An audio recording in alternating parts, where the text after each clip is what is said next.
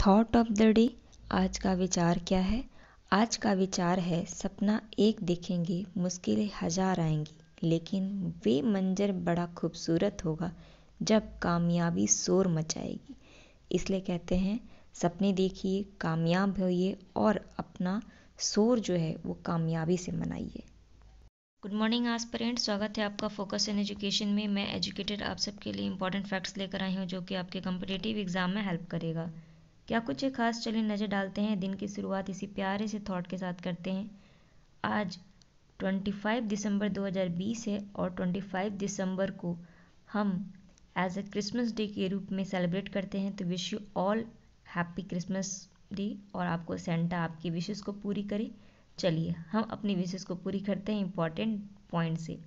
First point क्या है? Google ने किस देश के टूरिज्म उद्योग के लिए ट्रैवल इनसाइट्स विद गूगल नाम का टूल लॉन्च किया है? ठीक है, तो गूगल ने किसके लिए किया है ऐसा? भारत के लिए किया है, इसलिए ये न्यूज़ में रहा। आपको ये नाम याद रखना पड़ेगा, क्या है? Travel insight with the Google. ठीक है, ये किसके लिए संबंधित है? तो ये ट्रैवलिंग से संबंधित है। नेक्स्ट पॉइंट क्या है? आरबीआई द्वारा सुरक्षा बढ़ाने और धोखाधड़ी को समाप्त करने के लिए कितने रुपए से अधिक के चेक लेन देन के लिए सकारात्मक वेतन प्रणाली यानी पॉजिटिव पेमेंट सिस्टम की शुरुआत की है? तो कितना ज़्यादा है? तो ये है 50,000। 50,000 से अगर आप ज़्यादा चेक देते हो तो आपको पॉजिटिव पेमेंट सिस्टम से गुजरना पड़ेगा आपको, यानी और डिटेल देनी पड़ेगी कि आप 50,000 किसे दे रहे हो, आपका नाम क्या है, आधार कार्ड एंड ऑल दैट। ये कब से लागू हो जाएगा, इसलिए इम्पोर्टेंट है, ये मैंने पहले कवर कर लिया है, बट ये लागू हो जाएगा 1 जनवरी 2021 से। तो इसलिए मुझे लगा कि आपको फिर से रिमाइंड जरूर करा देना चाहिए इस बारे में। चलिए नेक्स्ट पॉइंट को देखें, वो क्या है? ये है हमारा इलेक्ट्रिसिटी।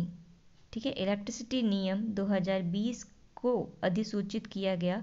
विद्युत मंत्रालय के अनुसार द डेस्कॉम उपभोक्ताओं को कितने घंटे की बिजली देने की बात की गई है? ठीक है, यानी जो इलेक्ट्रिक नियम 2020 है उसको क्या कहते हैं? राइट ऑफ कंज्यूमर का। राइट ऑफ कंज्यूमर के अंतर्गत अभी एक अधिसूचना निकाली गई जिसमें विद्युत मंत्रालय ने डेस्कॉम, जानते हैं ना, आपसे पूछेगा, ऐसे पूछ सकता है कि डेस्कॉम क्या है? तो डेस्कॉम समझ जाइएगा, ये विद्युत से संबंधित है, यानी इलेक्ट्रिक से संबंधित है। तो जितने भी उपभोक्ता यानी कस्टमर हैं उनको 24 घंटे बिजली देने की बात की है। तो ये इसलिए इम्पॉर्टेंट है, आप ये डेस्कॉम वर्ड याद रखिएगा। ठीक है, और अभी कितने घंटे बिजली देने की बात की है? तो 24 घंटे। नेक्स्ट पॉइंट क्या है? ये इम्पॉर्टेंट है भाई, अभी इसको बात करेंगे हम, देखते हैं क्या है। किस राज्य में, क्या नाम है? म्यूकारमाइकोसिस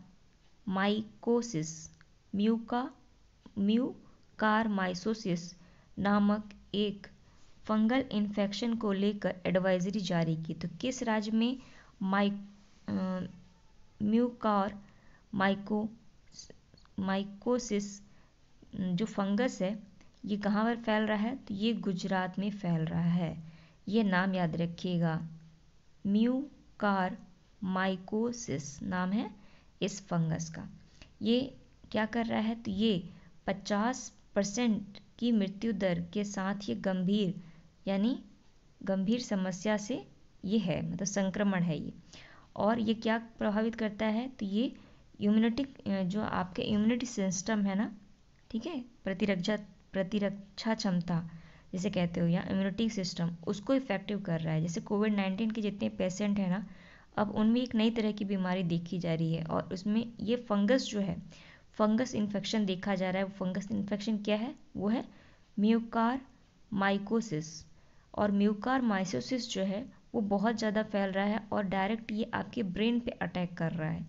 धीरे धीरे फैलते से गले में फैला, फिर उसके बाद आपकी नाक, कान, मुंह, आँख और उसके बाद माइंड, मतलब ब्रेन पे पहुंच जाए। अगर ब्रेन पे पहुंच जाएगा तो बहुत ज़्यादा चांसेस होते हैं मरने के।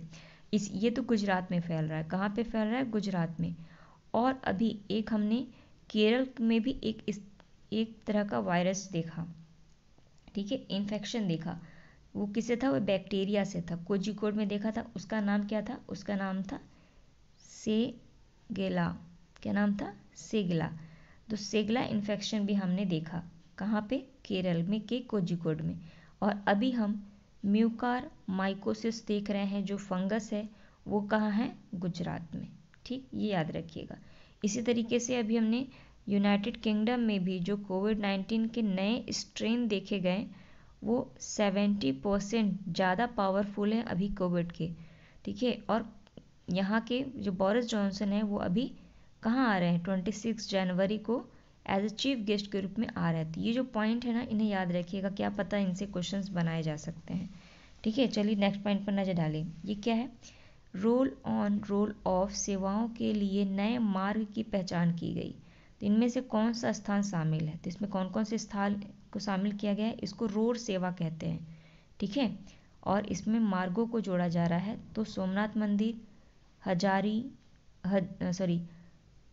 हजीरा, ओखा और जामनगर, तो इन चार को जोड़ा जा रहा है।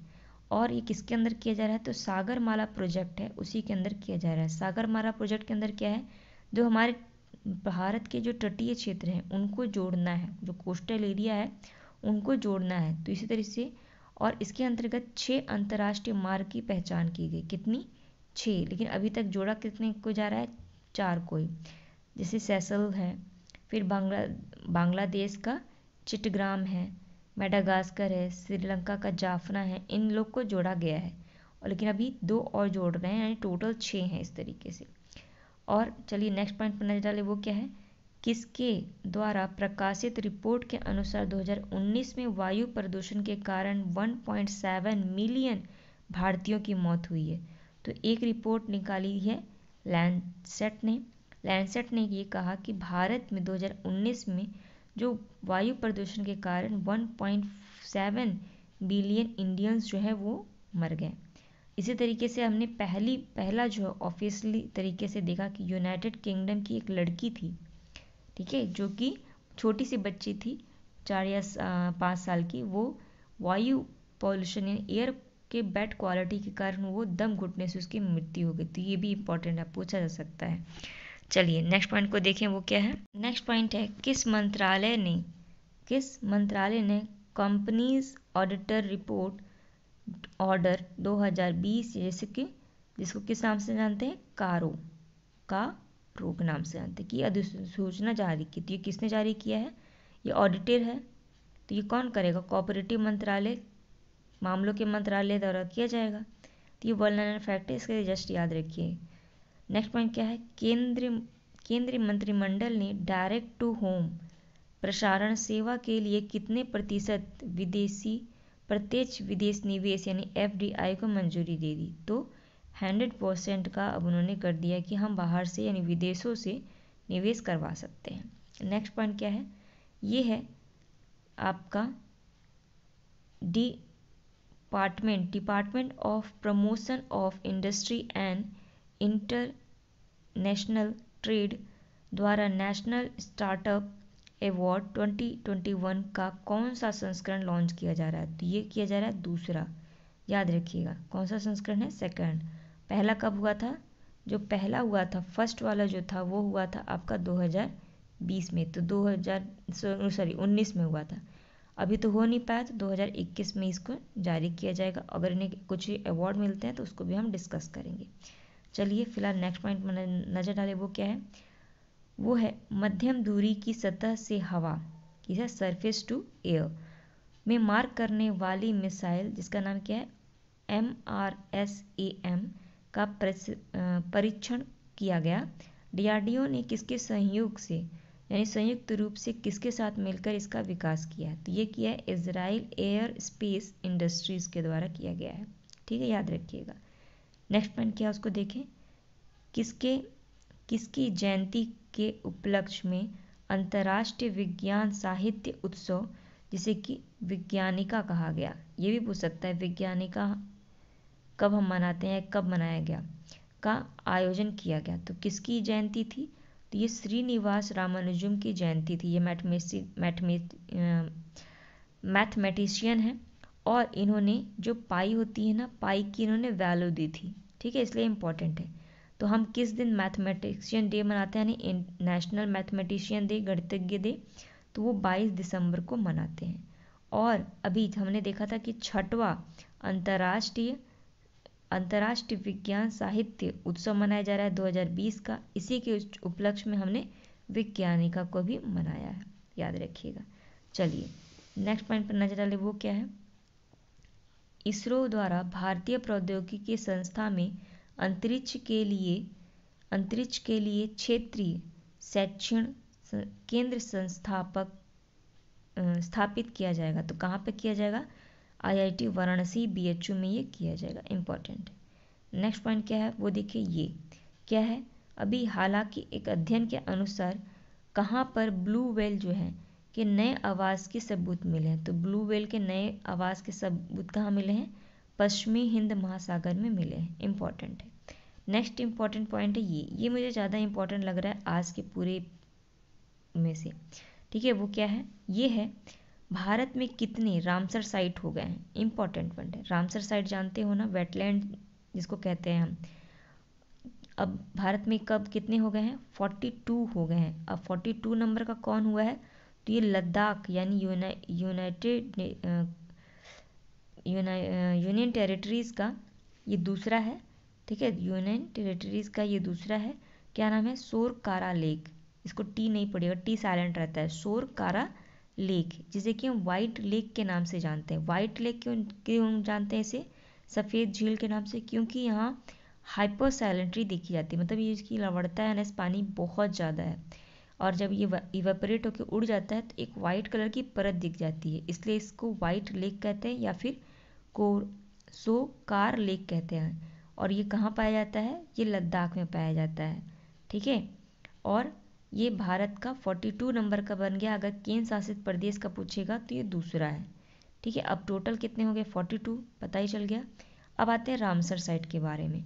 रामसर साइट क्या होती है? रामसर जो है वो ईरान में एक जगह है जिसका नाम रामसर है। वहाँ पे एक सबमिट की गई थी कब?